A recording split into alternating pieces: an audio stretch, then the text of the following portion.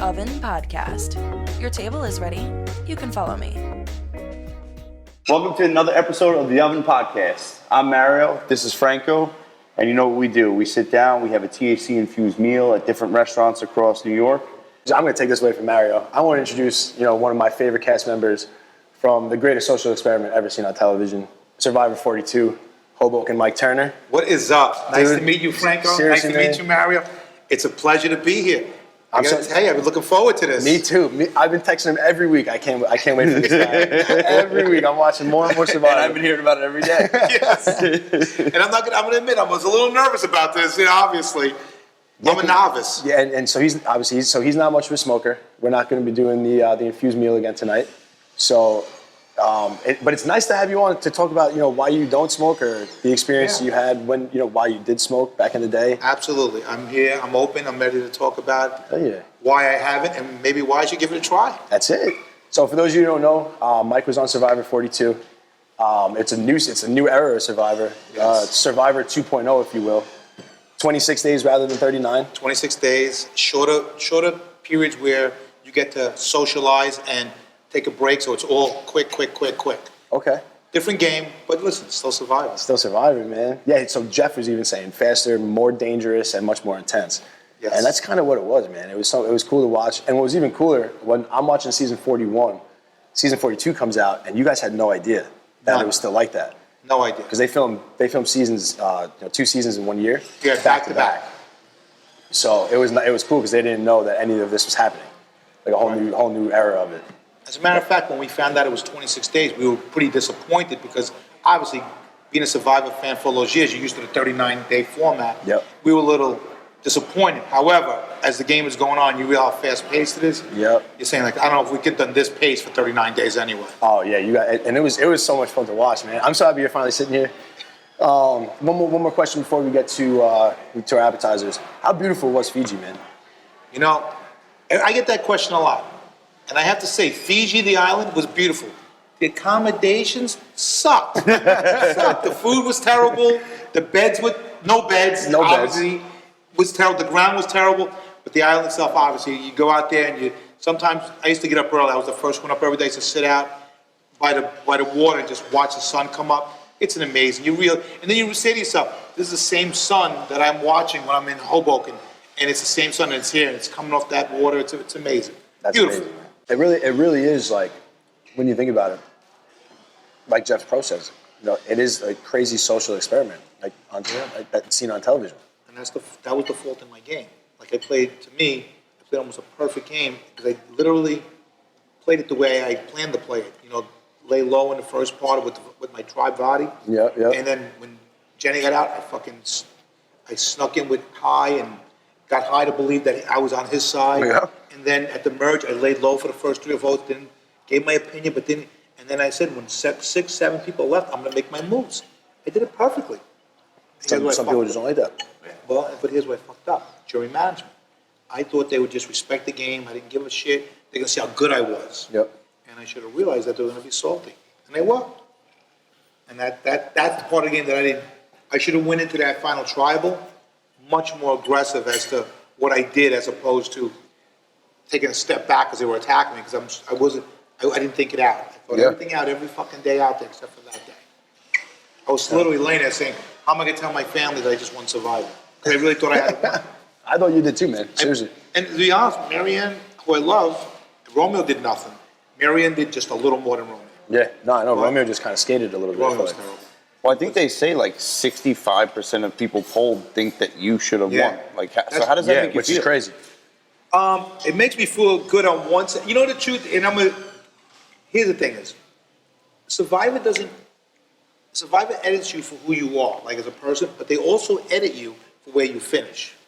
So if I had won, right, let's say I won, they're going to show that I played a good game, especially near the end, made a lot of moves. I made a lot of moves at the end, but they showed who I really, like the relationships I made it there. Because a lot of people love who I was out there, which is who I was. But they wouldn't have been able to show that and me being a good player because it would have been too easy for the public to see. There would have been no suspense at the end. Yeah. That's why I say they edit you for who you are, like your personality, but they're definitely going to edit you where you finish. because if they can't make me look great throughout the show and then I win, Of course. there's no suspense. So I wouldn't have had as good of an edit. Me finishing second gave me also a great edit. So I kind of got the best of both worlds because I made it to the end. I played a good game. I did everything. I checked off everything on the Survivor bucket list except for win. And you know what? The truth of the matter is, would I have loved $1 million? Hell yeah. But it wouldn't have changed my life. It might have changed my kid's life a little bit. I still would have been doing the same shit I'm doing now. It wouldn't have really made a difference. And I was more happy that I was able to keep and portray who I really am. Which again, like you said, you got to know who you are. Exactly. And I know who I was going in and what the perception probably would have been. And I think I made sure who I was shown much more than what a perception would have been. It wouldn't have been shown if I won. I'm telling you, after that season, I was like, I feel like I know Mike, and like I haven't even met him yet. Then when I called you on the phone, it's funny because like, you know, some of these guys that we bring on, you don't know what they're going to be like. You know, we've never met before, and sometimes like, they're some of the comedians, so you don't even know what they really sound like. True. Like when you jumped on the phone, I was like, oh my god, he sounds exactly like. You knew the actual person. Yeah. That's so correct. And the thing is, like, I remember when we first got out there, I said, I cursed a lot. Do I have to watch myself? And they were like, no! Be who you are. We want you. And I remember them saying, we do the confessionals. You know what the confessionals are? That's the only time nobody can hear you. You're literally just talking. You can say whatever you want. Where do they film those? Like, are you outside the camp or? Well, yeah, we're outside the camp. They bring you out to the outskirts of your island, and you have to walk. So you walk. They walk it. Doesn't matter what time, no matter how much it's raining. They walk to the outskirts and they sit you in this area, and then you can talk. Nobody can hear you. So to me, I was gonna be this fucking guy in camp who was, hey, let me make you a bed for you. And then when I got out there, I fucking ripped whoever I wanted to rip. I told the truth. Yeah. This fucking kid's an idiot. Fucking high, a dumbass. You know, I was honest, and they loved it. I mean, some of the stuff I look back at, what the fuck was I thinking? You know, saying we chopped High's head off, look at it rolling down the road. You know? Yeah. And I look, I go, oh, what was I thinking? But I didn't care at the time. I was tired. Sometimes I was pissed. And so I said, that's the time I can vent. And then I come back and, hey, guys, I was quick. What I did learn is the longer you were at a confessional was the longer you had to set. Yep. You got to be careful. I had to be careful how long I stayed out there, and I definitely paid attention how long anybody else was out there. I The always more you thought- had to say, the more they were talking to you. Right. Oh, for sure. And it's like, I feel like whenever you have an idol, you have an amulet, and it's like, you're just showing that. I'm thinking like, these guys are at camp chilling back here. Like, they can definitely see this. But No, you can't. but do they bring everyone? Like, Yeah. all right. First of all, we do about, depending who you are, Okay. somewhere between the guy they didn't care about, like 3, to the main people who they thought were, you know, we're doing stuff. It's 8 a day. You're out there a lot. 8 a day. After every challenge, after every tribal, after every major event, you're going out there. So is there actually that much free time? No. 39 days there is. We literally had no free time. Matter of fact, the shit with Chanel, if you remember, when Chanel lost her vote and didn't tell anybody, Yep. she literally just, so when she was leaving, she left right from the right after the challenge. We're fucking saying, we can't lose your vote. She knew that I didn't have a vote. She knew that our alliance was me, her, Daniel, and Jenny. So she goes, and we knew where she was going because Jenny just went, and Jenny says, you have to gamble your vote. Jenny Yeah. chose not to. So we said none of us can gamble our vote. We can't take a chance. If we go to Shipwheel Island, we can't do it. She leaves. I literally looked at her. I go, and she leaves. And that dumbass did it anyway. And after she man. fucking told Omer, she really needs she told Omer. Yeah, and then told she him. fucking. What do you think Omer's gonna do? Of course, he's gonna, right. Like, and come she on. fucked him too. Yeah, no, she did. So- Omer was a smart guy with that. To me, he was the best player on our season. He- Socially, he- strategically. Yeah. Yeah, we didn't see, nobody saw that coming. I thought it was the kid I take lunch off at in 5th grade. Did nothing about it. He was when they was show good. like the original, like when everyone's out there. I looked at him and was like, man, he might be one of the first to go I thought so Right. too. I thought he fooled me. for sure. I feel like sometimes the directors set you up to like making the viewer think that someone's not as strong or not as good, Yeah. and then next thing you know, they're in till the end. One thing we always And wondered. that's again, they edit you how you finish, not how you. Exactly. One thing we always wondered, because especially in past seasons, I didn't really notice it in this season so much. There's always like one or two guys or one or two girls that have like work gear on, like suits, slacks. Is that does Well, do the directors make you? Well, it's producers. What happens is, obviously, the concept is you get shipwrecked on an island and you have to survive. Yeah. So who you are, if you're a lawyer, you'll know I'm probably gonna be wearing a suit. Me, I was a fireman, wearing my fireman shirt. So you kind of wear what your persona is, your archetype is. So if you get shipwrecked, you don't have time. So somebody like Daniel had friggin' lawyer shoes on the whole time, which sucks. which Like- sucked. You're right. And that's what you roll with. So what you do is you have to send in what you want to wear, and they have to approve it. You get two shirts, two shorts, a pair of pants, one socks and one underwear, and one long sleeve shirt. And they have to approve, but it has to fit your persona, or else, Daniel's a lawyer, so that's why he would wear what he would. Lindsay, she's into athletics and nutrition, so it's you. Jonathan's just a fucking behemoth that's just like a Neanderthal, like Aquaman, and he's got his white dreads and his fucking cut off shirts and stuff like that. So everybody wore what fits their persona. Makes sense. Interesting. How's the Gallimard? It's fucking amazing. I gotta tell you, you guys were right. This place is really good. Yeah, so tonight we're at Mio Posto in Merrick on Long Island. You got the house salad, right? Yes, very And the good. fried Gallimard. You got the mushrooms. You got the baked clams. I got the same thing. They always kill it over here. Always good. Every time, man. And we got a lot of entree coming up. I'm hungry. Man, so we were talking about Jonathan real quick before we cut out for entrees and stuff. I always wanted to ask like the hardest challenge, but it had to have been when you guys were in the water, like that third challenge, but he had to pull you out. Yeah, I hate to admit it, because it was a little embarrassing for me, because I'm a proud dude, and when Jeff stopped, I was like, what the hell, man? But there's sometimes you just gotta say, and honestly, we were out there for when you're watching the show, you look at, they're only out there for 3 minutes. We were out there about 35 minutes, and quite frankly, I'm a city kid. I swam when it rained really hard, and we had to, the sewage back up. That's my swimming pool as a kid. I'm out in Fiji, and this water's over my head. I'm like, what the fuck am I doing out here at some point? I had more salt than I had in this Gallimard out there in my mouth. So when he stopped it, I was obviously insulted because I didn't want to stop it, but I understood. We were out there a long time, swallowed a lot of water, and quite frankly, at that point, everybody was so spent, we probably wouldn't have been able to get the ladder up and finish it. Like it would have become like almost dangerous. Yeah, and I think that's what happened. I think there was something to worry. The tide, and it got progressively worse. It was the water out there. It was freezing. The water was rough, and you have poor Jenny who weighs like 100 pounds is getting tossed around. It was hard, and honestly, I was getting tossed around. It was a tough day. But then you have Jonathan, this behemoth. He is Aquaman, by the way. He swims like a dolphin. Yeah, he does. He actually does. When they show the under the water view of him swimming, I'm like, this guy doesn't even need to use his arms. And if I'm being, he's better than what they showed. Like they showed he was unbelievable. He's better than that. That's how crazy it is. He's an amazing. I've never seen somebody so big and so muscular be so agile as he is. Yeah. Yeah, but I still kicked his ass in puzzles and fire. And You know, fire. Jonathan?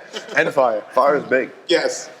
Dude, when he was holding that ladder by himself, like Jeff Probst was even like, this, like he should not be able to do that. Like, and he was just standing there, and she was climbing right up, right down. And that's Lindsay. Lindsay. By the way, they had the two biggest, beasts, challenge beasts of the season. Lindsay was amazing too, and Lindsay would probably look that much better if Jonathan wasn't there. Yeah. Really, Yeah. she didn't look as good as she really is, because she's a beast. If you watch the first episode, when we do the first challenge, and she's running, did you see how fast she? I was like, holy crap! That's the first thing my dad said to me when I put it on. He's like, She was like a cartoon. her feet were moving so fast on the sand. But my dad didn't know who we were. Like, he's never seen Survivor. Right. So like your season was the first season he's ever seen. So he had no idea what was going on. I'm like pausing and explaining. He's like, he's like, who are you interviewing? You just want to know who I'm interviewing. So, you come up, Lindsay comes up, and she starts running, and he tells me to pause it. He's like, you're interviewing her? She goes, that's the fastest woman I've ever seen. She was. That's what I noticed. I'm like, holy shit, they got this guy Jonathan and her. We're in trouble. Yeah. We're in trouble. Yeah, So- that was a good squad. Yeah, it was a good squad. So I they can had, picture I'm you saying, dad it was saying unfair. that. I'm telling you, when he said that, I was cracking up. But he loves it now. He actually he went to the doctor, came back, and was like, "How many did you watch without me?" I'm like, 3. He's like, "I'll watch them when you go up." Once you get hooked, man. Listen, Survivor's an amazing show. It's the Rolls Royce of reality shows. It's, as you said, it's the greatest social experiment it is. You know, you think you're out there, and we have so many different types of people, different types, different ages, different religions. It's crazy. And you go out there and you say, get along, trust everybody, don't trust anybody, Yeah. and then whoever you get rid of is going to come back and vote who should win. That's the craziest part to me. You know, we've had so many conversations with my buddies, and they're like, they just sometimes, like, some of them just wish that the jury wasn't even a thing. Mm-hmm. It's like the jury could be a thing to get you to a top 3, and then the top 3 battle it out for, you know, Yeah. for the game of Survivor.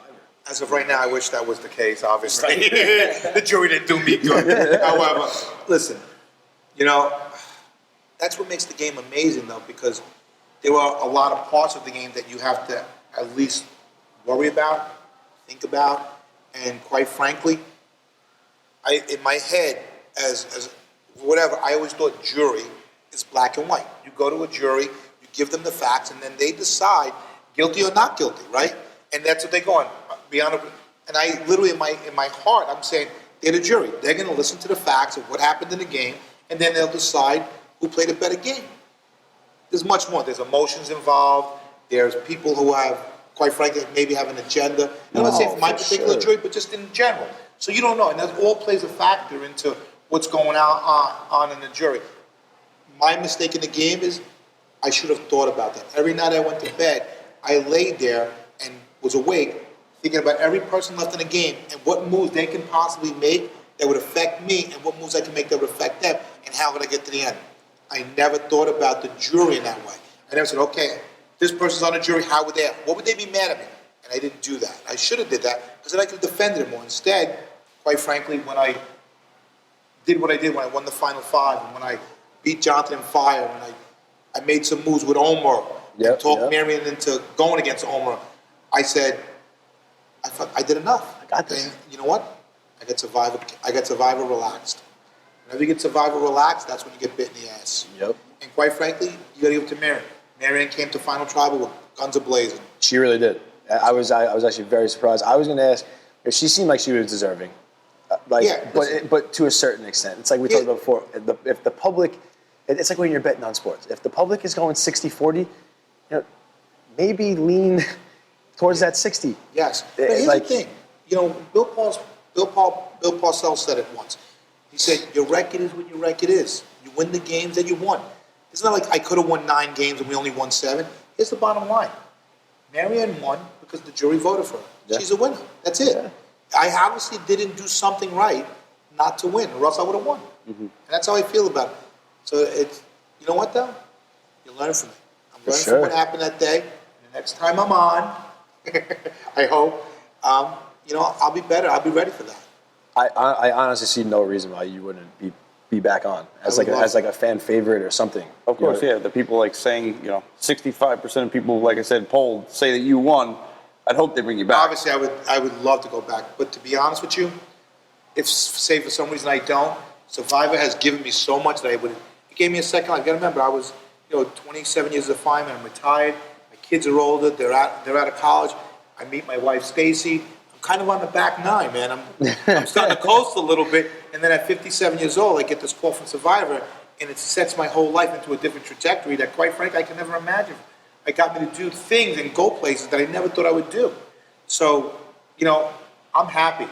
I would love to go back, but if Survivor didn't think I was okay to go back, you know what? In my heart, they've given me a lot already. Of course, man. That's a difference too, and I hate to say this, but it's what I felt the difference between an older generation and a younger generation. I hate to say this and get people pissed, but it seemed like sometimes the younger generation thought the Survivor should be grateful that they had them.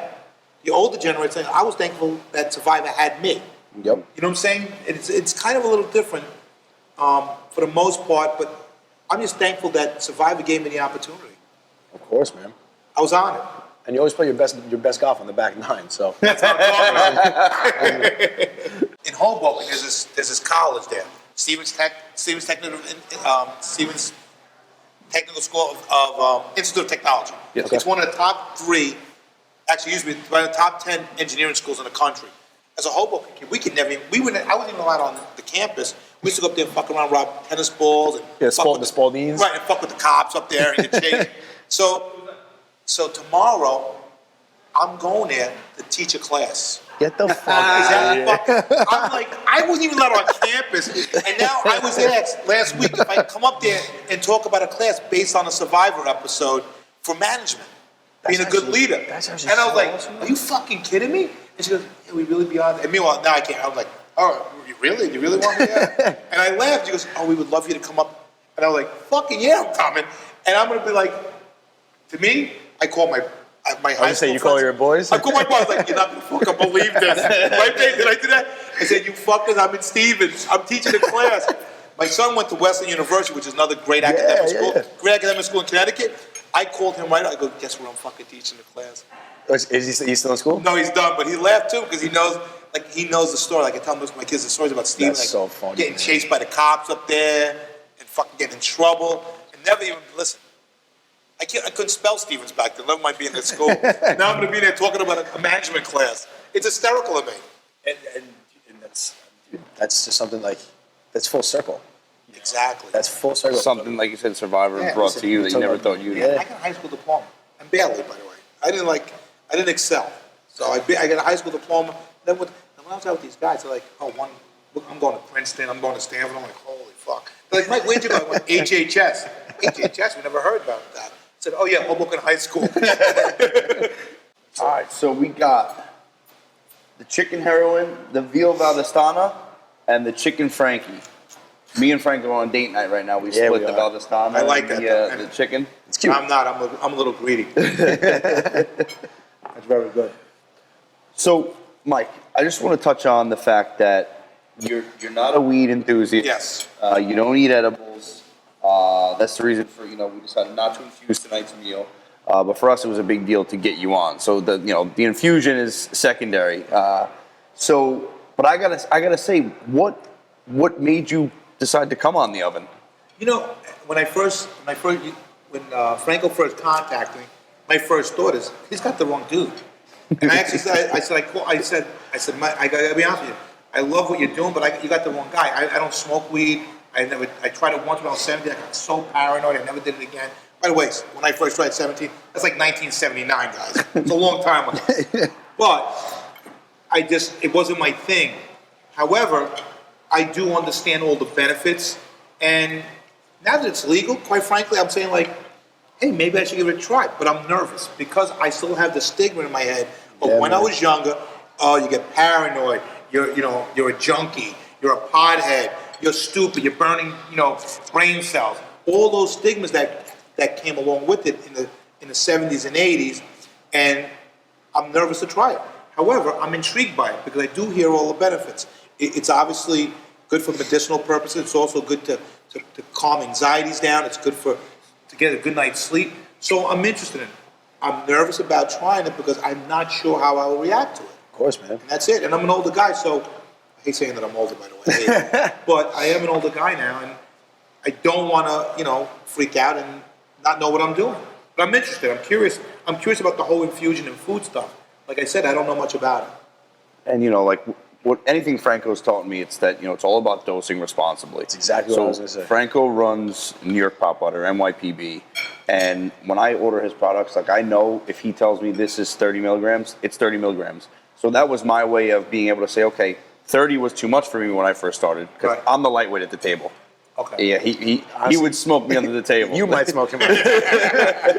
So, I'd be surprised. yeah, but for me, 30 milligrams, whatever it was, I knew that if I cut that in half, or if I cut it in fours, and I tried some, maybe instead of taking, a painkiller before bed because I have hip problems, maybe instead I'm taking an edible and I feel better about it than, taking a narcotic or something like that to get a good night's sleep. So I definitely, I support it, and it's That's all about exactly the dosing way I responsibly. think. I'm saying there are so many people being prescribed medications that maybe they don't have to be on these anxiety medications, these depression, whatever, and even pain. Like, getting older, instead of popping these pain pills where you can kind of become addicted to, maybe there's something more medicinal with, infused food that, quite frankly, it's safer, which is crazy to say because, 40 years ago, nobody would have said that. They would have Right. said, oh, you can't do that, you're a pothead, don't, no, the whole, Yeah. the whole thing, and quite frankly, you kind of you kind of misread that there's much more good to come out of cannabis than bad sometimes. Without a And again, doubt. I'm a novice. I don't really know anything about it, but I'm hoping to learn some more because I am getting older and things are starting to hurt a little bit. Go to bed with some peace. Oh man. Well, you got us here now, so Yes. literally anytime you need anything, you're right in Jersey, bro. That's Cool. That's such an easy ride over. So I want to go back to Survivor for a second. Yes. Behind the scenes, is there anything that goes on that you wish fans knew about? Everything behind the scenes is exactly what you see. Like, the biggest questions I get is, oh, do they give you this? Do you have toilet paper? Are you sleeping in the bed later? Do they give you this? No. What you see is the truth. Yeah. And I'll even go a step further. I think it's worse. Because what a lot of people don't know is that our tribes are on different islands. So when you have to go to a challenge or to tribal, you have to get shipped. And when you get shipped to an island, you're in a hull of a boat, everything's blacked out. You have the producer sitting there watching. You can't even make eye contact because you absolutely cannot have any communications off camera. And it's a great rule because, you know what? The truth is, Survivor puts in a lot of money, a lot of time to get an authentic product, and we're there to give it. They don't want us superseding that and quite frankly, gypping the audience of what they deserve. Yeah. And we all believe that. So that part of it sucked. But what even sucked more was sometimes the boats couldn't go to shore because it was too shallow. Yeah. And there was a lot of coral. So you would have to walk maybe a quarter of a mile from the boat, and the water's up to your waist. And you say, oh, what's so big about that? Except that the coral is sharp, so you have to wear your sneakers. Now your shoes are wet for the whole night. Crushed. And it's cold. It's, believe it or not, at night, it's some of the coldest nights spent in Fiji because it's raining, you're wet, nothing's ever dry. And you literally, so you get done with a tribal, it's pitch dark, you're probably out there 3 or 4 hours. It's probably between 12 and 2 in the morning, and now you have to walk a quarter of a mile onto this boat, into a hull, and sit there freezing to get back to camp, and then walk through the sand wet. Now you go to lay down in your camp, and you're full of sand, you're soaking wet, and you have to sit there, and quite frankly, as you see, there's no blankets, you're laying on the ground, there's bugs crawling on you, and you kind of don't see that. So you're even more miserable. And they'll show you it raining a little bit, but I was there, it rained 5 days in a row. Oh, 5 days in a row, no cover. The drops just hitting you in the face all night, and you're just trying to figure out a way just to get one spot on your body warm. So you're miserable. And I don't think people understand it as much as it is. It's brutal. However, I will say this. I realized, me being a little older and being a little more seasoned in the world, I was able to handle some of those things a little better and put it away. Yep. And some other people in the cast, it was really getting to them. And I went, if it's getting to them, that's good for me. Strategically, that's good 100%. for me.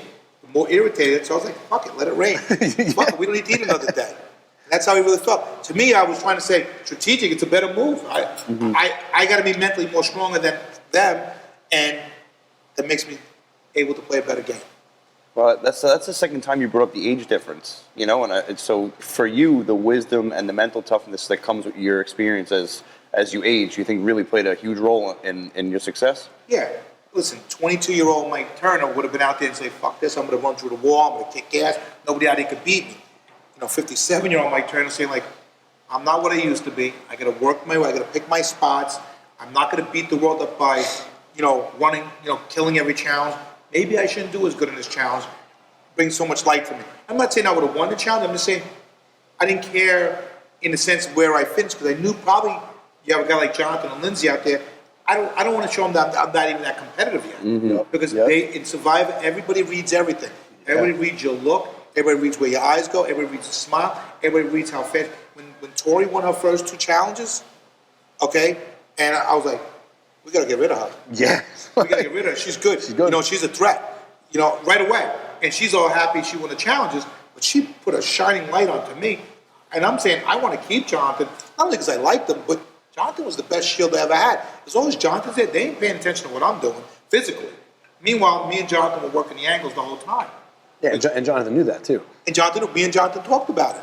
And I said, Jonathan, as long as you're creating shield, we're covered. And it worked out good because behind the scenes, I'm working on making sure he doesn't go anywhere. Mm-hmm. And he's, quite frankly, he had a lot of power too because he was with the Taku 4 at the end where they were buying. They were like, we should get rid of Mike. And he's like, Yeah. no, we could use Mike, and he did a good job there too. Everything plays a part in the game. When you watch from TV, being a big fan for, since the beginning, 2000, you don't realize and think of everything that you have to put into playing the game. Once I was out there, again, I told you before, when I'm playing on my couch and I'm wrong, I go get a Diet Coke. When I'm playing the game and I make a mistake, Jeff's going, and the game, it stuffs my thoughts, it's over. So it's much more immediate in terms of what you do. You think about things a lot harder and a lot longer when you're out there as opposed to that when you're sitting on your living room couch. Well, you don't know that feeling, Jeff, snuffing your torch. Hell no, I don't. Jeff has never snuffed my torch, thank God. So I know before you talked about, the water scenario. Was there another moment, as a contestant where maybe you were scared or nervous a little bit more than you were in that moment? I'm going to clarify, and I was never afraid. And any challenge out there, because in my head, I had to think to myself, they're not going to let me drown. Right. They can't let me drown, right? You hope. But even if, no, and I mean, I'll say a couple of times, I almost did, but I had to believe that. So that way it made me more daring. Uh-huh. If I thought for any amount of time that I can get hurt out there, or they would not protect, the production would not protect me, I could get hurt, and then it would make me much more cautious. Yep. I never thought that because I'm saying they're never going to let me go long enough where I can die. And quite frankly, if I died, it would have been great TV. That's the mentality I had. It'd be great TV, and quite frankly, I become an icon on Survivor. I'm the only That's one. it, man. But no, in seriousness, I had to believe that they wouldn't let anything happen to us, even though, quite frankly, they're letting it go a long time in a lot of different places. Like there's a couple times Romeo, who couldn't swim, was in bad positions, and nobody was coming from him. Nobody was coming from him saying Romeo, and I would have to go and get him.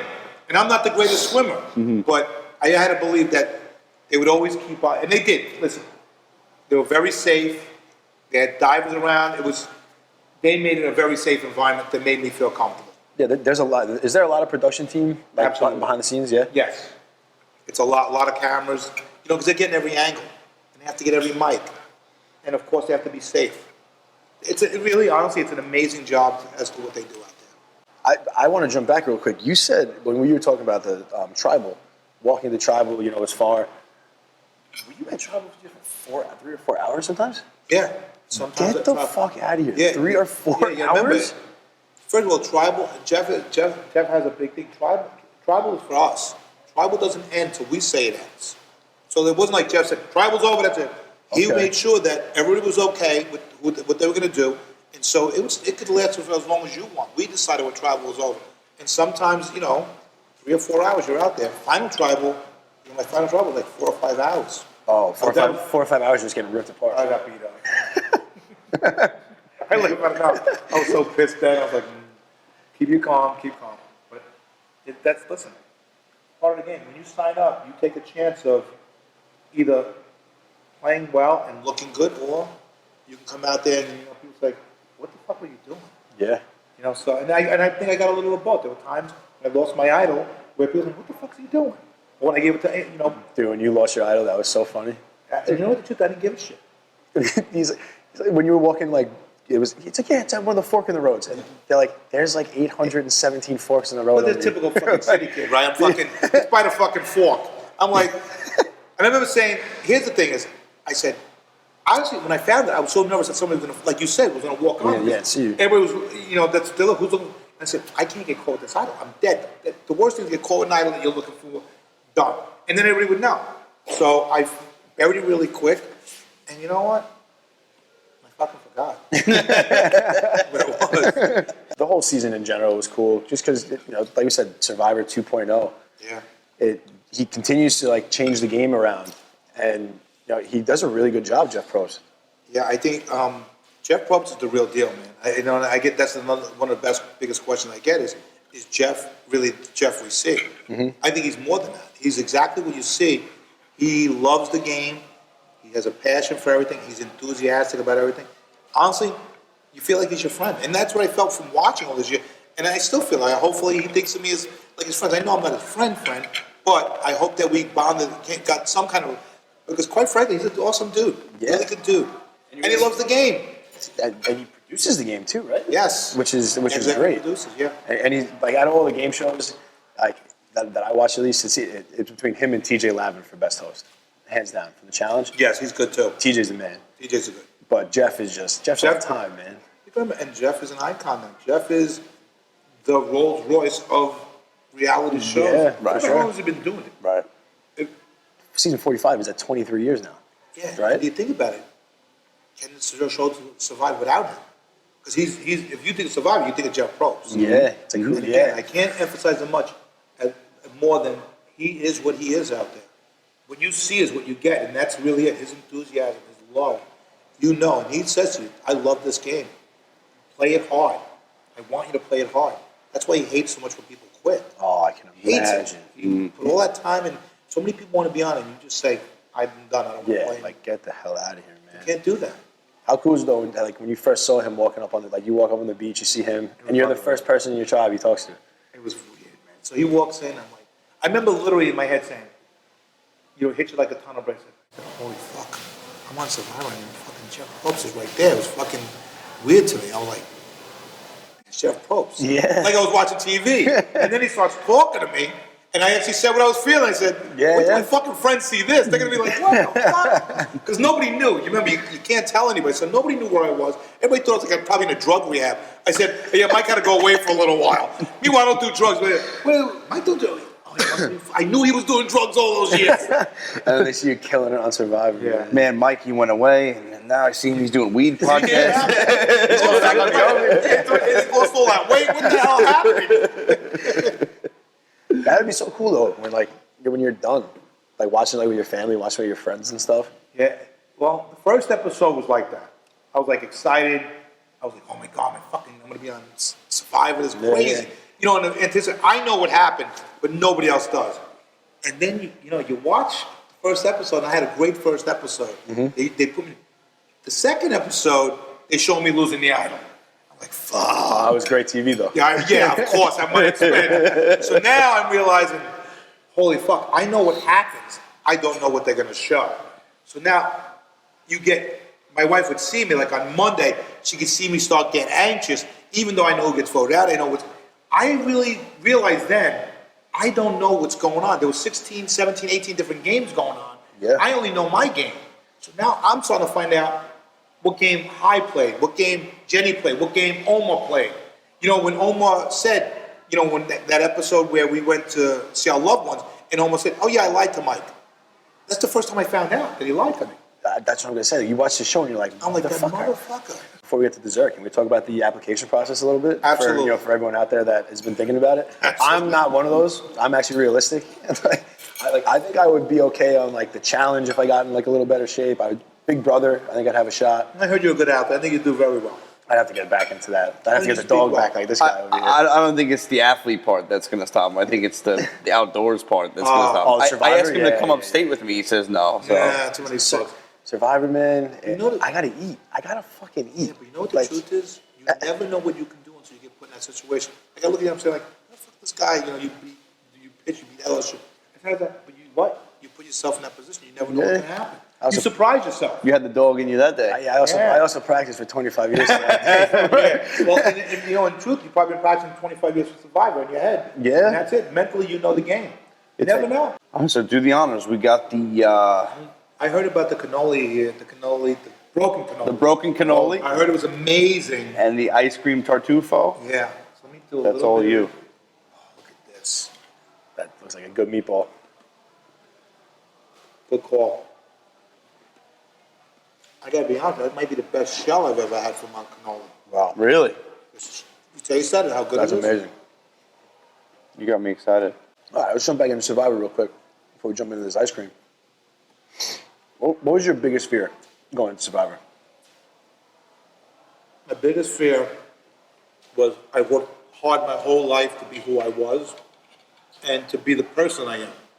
My biggest fear was going on that and tearing that down by doing or being perceived as somebody different who I was in 25 days. So you work your whole life to be who you are and be the person you are, and then you go out there and just somehow you shit the bed, and now the perception of you is you're not who you really were. That was my biggest fear. Were you like crazy nervous about being the first one first one voted out? Yeah, everybody is. I said, I gotta get through that first vote, and historically on Survivor, there are times where people like with my archetype, being the older guy, Yeah. being the father figure, right away, you go to camp and you have all young kids with you, and you're like, you do this, you do that, and then all of a sudden, like, what the fuck is this guy ordering around? Yeah. And then you're gone. So I made a conscious effort to go out there and say, hey, this is a we game, not a me game. It's all of us. And I worked hard to build camp and everything. I did a lot of homework as to how to do stuff like that. So when out there, I never said, you guys are not helping. I was like, this is for all of us, man. Come on, man. We're doing this together. So anything I did out there, I made everybody feel they were part of it. Which I also think is a part of being, a good leader without saying you're a leader. Without a doubt. Obviously, the last tribal, you didn't win. No. They kind of buried you a little bit with questions here and there. But it's like you said, it's still a game. Who from that season are you tightest with? My tightest is Jenny. Jenny will be my friend forever, and my man Jonathan. Right now, those are the tightest I'm with, but I'm also close with, Lindsay. I'm close with Marianne. I'm close with Homer. I'm close with a lot of people. Chanel, even Chanel. Nobody would think, because me and Chanel had a little battle out there. Yep. And we didn't see eye to eye, but the truth of the matter, once the game is over, Chanel's a fucking great person. For the most part, everybody's a good person. They're all out there just trying to do what I was doing, trying to win $1 million and trying to play the best game. And some people make mistakes and some people don't. Nobody gets through the game without making any. So It's a fact. and that's it. So you just gotta hope your mistakes don't hurt you as much as other people's can hurt them. So, experience of a lifetime. By far. Everyone says it, man. Sometimes you're like, I'm telling you, put that application in. yeah. You surprise yourself. You're not gonna eat like this, though, brother. If they have Survivor in this room and the food, we're good. We're left around. Being a fan, to walk into a room and not only me recognize who these people are that I watched them play and said, holy fuck, they're great players. They come, they walk up and say, hey, Mike, oh my God, you look great. I'm like, the fuck, you know me? It kills me and my wife. We laugh. We get in the car, we go, can you fucking believe what just happened? But we still pinch ourselves because, quite frankly, awesome. I'm a fan. I'm like everybody out there that watches Survivor.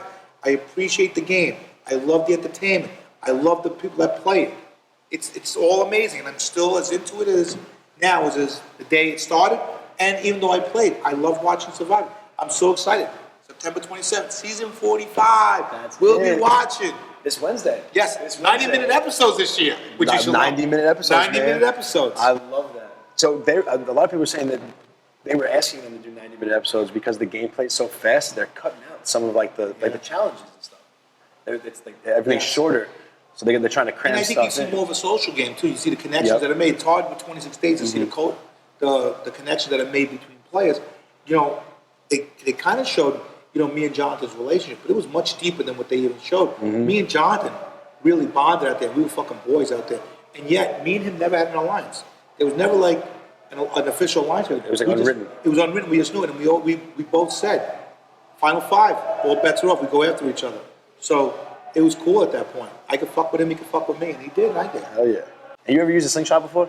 Because, dude, I was watching you with that slingshot. I was fucking cracking up, dude. John, here's the thing. See, you don't understand. I'm out there, and I'm like taking both of my friggin' arms. I'm pulling it back, like I'm falling. And Jonathan's like this with two fingers pulling it like this. Yo, literally, like this, holding it down here. And I'm saying, this time I'm like, how the fuck is this guy doing? What the fuck is going on? But again, that physically, I've never seen anything like that before in my life. Not in a long time. However, I kicked his ass in puzzles, and I kicked his ass in fire. That's it. And I let him know every day, by the way. I break his balls. I sent him a fire-making kit. I've done that. I've done a lot of shit to him. I seen you guys working out and stuff together too. How is that? He's got to be. He's got to be an absolute Listen, moose man, in the gym. first of all, he doesn't work out as hard as me. He's going to be pissed off. You know what? But he's a genetic freak. Yep. So if I have to work out 2 hours, he has to work out a half an hour, and he gets more benefit out of it. He's just a freak. Right. And he's as agile. Whatever he does, he's a good singer. Really? He sings the Little Mermaid songs. He's fucking amazing. You want to hear something funny? Listen to him singing the Little Mermaid songs. All right. So this we ask everybody. I love just getting different people's answers from this. It's a little different than what we've been doing with all the Survivor questions, just burying you with them. But one historical figure that you could sit down to dinner with, ask any questions that they have to answer, who would it be? Jesus Christ. That's our third That's our third one. That's crazy. You need to know. Need to know. You need to know. Just ask him about it all. What are we here for? That's. Wow. I I love mean, it. no, it doesn't get better than that. Yeah, no, There's it nothing doesn't. else you can say. I said Greg Maddox, and he's saying. Listen, first, are you a Braves fan? No. You said Acuna before. Oh, now it's man. Greg Maddox, My dude. friends are gonna hear this, and I'm gonna tell you right now. He quite frankly, the man had an 89-mile-an-hour fastball. He's one of the greatest pitchers of all time. However, he still fucking pitched for the He Braves, sure did. which is not my team, obviously. You got something over there? This is gonna be the hardest question of the day, isn't it? Yep. It's not hard. I don't think so. I don't know. I was gonna say, if you had to like construct your own season, where would you choose to go? Where would I choose to go? Good question. Africa, Why? Africa would be crazy. because I would never go there. And so if they sent us there, if I had to construct, that's where I want to go. There, it has all the amazing elements that would make a great summer. The danger, the heat, Yep. the unknown. It's Africa. How many times do you get to go to continent of Africa, right? Especially like that, in the actual, Yeah. and you're in Africa. You're like really that. in, so it's a much more dangerous game. So probably Africa, if I had to choose. Never, like some people say, oh, we should do a cold weather survival. Fuck that. Fuck that. No cold weather. No It's hot thank enough in the heat. Yeah. No cold weather. The cold, yeah. That's and it gets cold. It gets cold. It It's gets like- cold. People don't understand. You're right. It gets freezing. Imagine being in like 10-degree weather and it gets colder at night because it's raining on you. Yeah. Not a chance. Where would I go or where would I not go? I mean, there's a lot of places I wouldn't go. Okay, where wouldn't you go? That's a good one. Where wouldn't I go? No, I mean, it would have to be like Antarctica or something like that. Yeah, that's me too. I wouldn't. No cold places. If I could Yeah. just go see like the Northern Lights real quick, and then go to Fiji for the next 36 I'm going to see days, the ain't Northern Lights at a bachelor party that I'm going to in February, not a Survivor. it's I'm true. going to be in a hot tub watching the Northern Lights. Fair point. It's a very fair point. But listen, the truth is, if you get voted first night of Survivor, you spend 25 days in a beautiful area, just like that, watching Northern Lights like this. It's the best paid vacation you'll ever be Wait, on. wait. So even if you get voted out first, you're there the whole time. The whole time. You never go home. 'Cause then you listen, you go to Ponderosa, which is the greatest resort of all time. You get to eat whatever you want, they cook whatever you want, masseuses. It's an amazing time.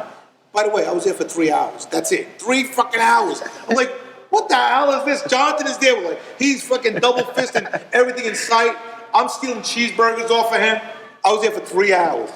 It was, listen, obviously I wouldn't change places, but I didn't experience the Ponderosa experience. But everybody said it was amazing. You know, they treat you like a king. Again, Survivor is the Rolls Royce. Yeah.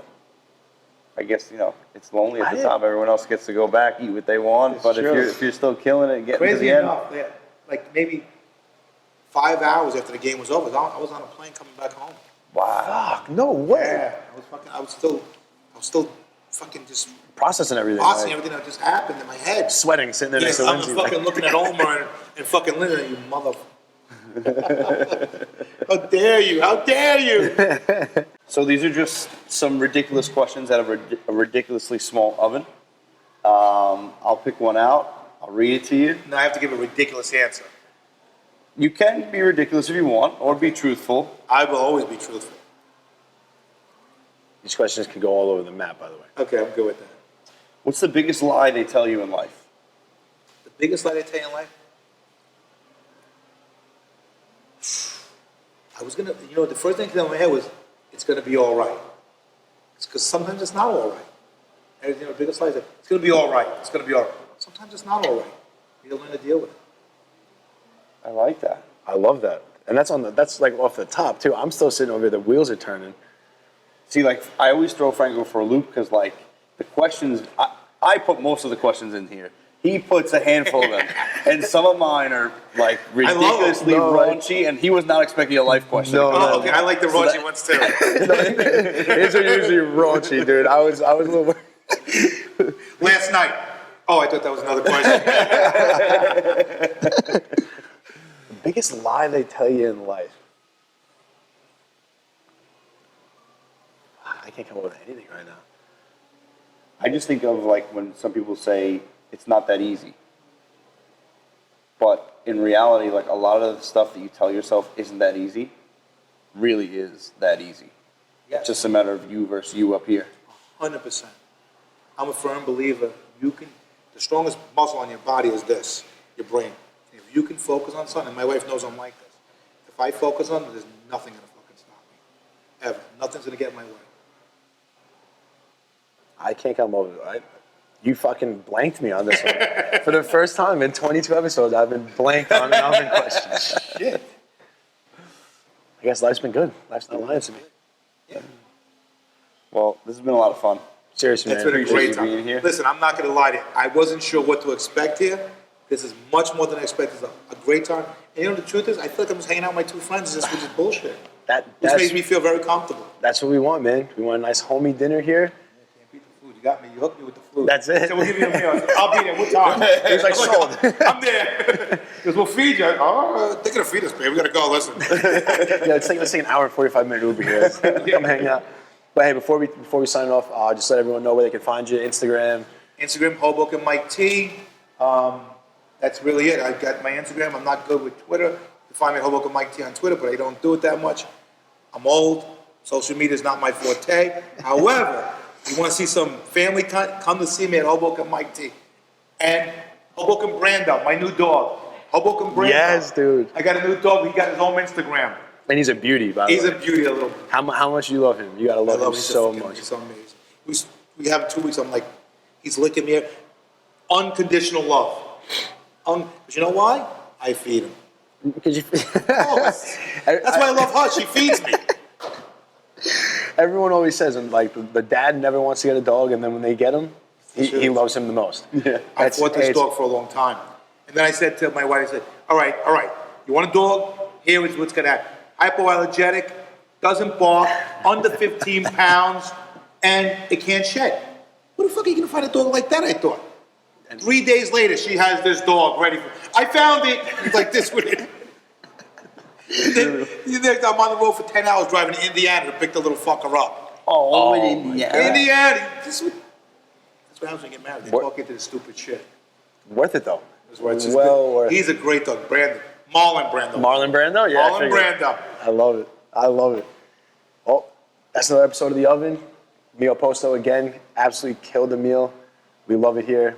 Anytime you're in Merrick, swing on by. And make sure you like, share, and subscribe, because there's always an open seat for you at The Oven. We want to thank the crew over at Mio Posto and Merrick for absolutely stacking the table with some of our favorite Italian food on the island.